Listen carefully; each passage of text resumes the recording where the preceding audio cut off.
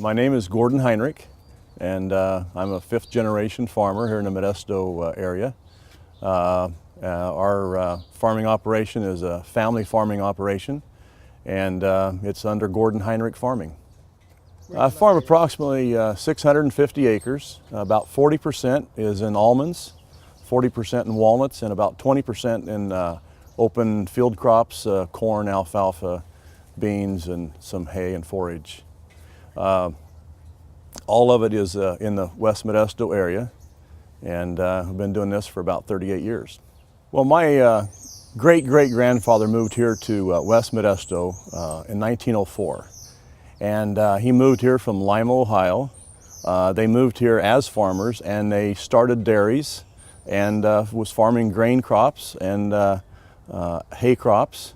Then more recently, my father also had a dairy. I was raised on a dairy. And in 1963, because of low milk prices, he sold the dairy and planted almonds, and so we became almond farmers. Ever since my great-great-grandfather moved here in 1904, each generation of the Heinrichs has continued to farm in some form. And I think it's real important for us to be good stewards of the land and to leave the resources vital for future generations. Well, I think to farm sustainably means that we need to be able to produce a safe food product in a safe environment, economically and profitably. And also we want to be able to leave the resources vital for the next generations to come. On our irrigation practices, we have about half of our acreage is under pressurized systems. And before about 30 years ago, 90% of this area was all under flood irrigation. There's new technology that's come to pass, and we are utilizing some of that new technology. There's a lot of advantages to pressurized systems. You have more control. You can meter the water for each irrigation, and you can do your intervals as close as what you need to. Our decision makings for our irrigation, we have several tools in our bag. One of them, we use what they call a pressure bomb, and it measures the stress on the tree. And we have a route. Every 3 days we monitor each orchard, and that tells us the stresses that's put on the trees and when we need to irrigate. It's very important. Water management is probably the most important aspect of farming. Everything else falls in after water management. Our nitrogen program has many aspects to it. My brother works as a crop consultant, and so he's part of my team. I consider him one of my team, and I work very closely with him. Our nitrogen usage, if we're going to try to get it down to an understandable way, is we use approximately 1/10 of a pound of nitrogen for each pound of almonds produced. So in reality, if you produce a 2,000-pound crop, you'll use approximately 200 pounds of nitrogen. Our nitrogen applications have changed drastically over the years. Years ago, people didn't really use the scientific approach that we use today. And we put on approximately 4 or 5 applications a year. The first application is about 30%. The next one's 30%, 20%, 20%, and 10%. What we would call spoon feeding the crop. Years ago, they didn't used to do that. They would put on heavier applications, but with the price of nitrogen, we want to be in the groove of just exactly what that crop needs. There's a lot of science involved and a lot of research that has been done over the years as to the amount of nitrogen a tree needs, the timing. We have a lot of tools available to us.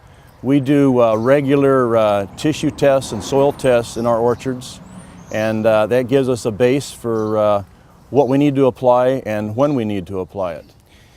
In the areas that I farm, I'm not aware of any water quality issues. We do take a lot of precautions in our operation when we use pesticides.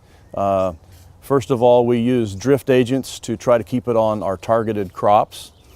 Second of all, we wait for the right weather conditions to apply our pesticides, and that's very important. And as a result of that, we do a lot of our spraying at night.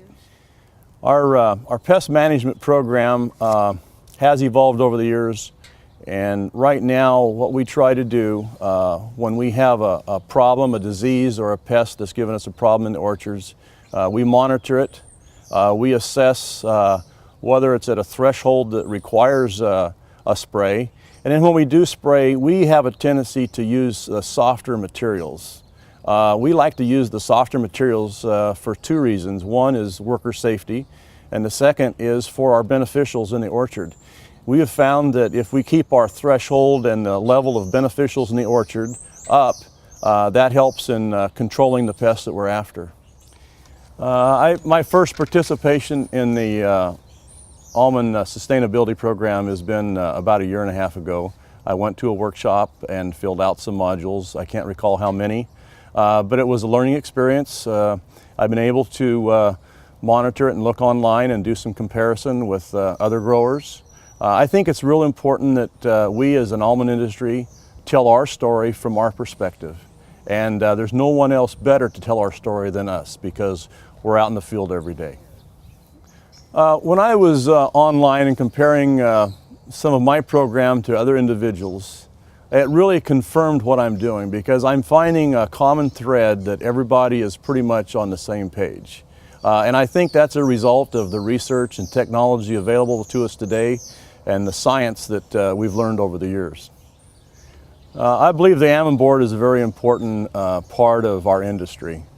And the Almond Board spends a lot of money on research. I think is invaluable. We need to continue all the research that the almonds are doing. The product promotion, help with marketing our products is all invaluable, and I highly support the Almond Board and everything that they do. I'm really happy to be a part of this Almond Board Sustainability Tour, and I think it's a very valuable and a well-spent time that we can tell our story actually in the field with our orchards in the background. We're going to be explaining some of our methods, some of our program, and able to field some questions, and hopefully everybody will gain something from it.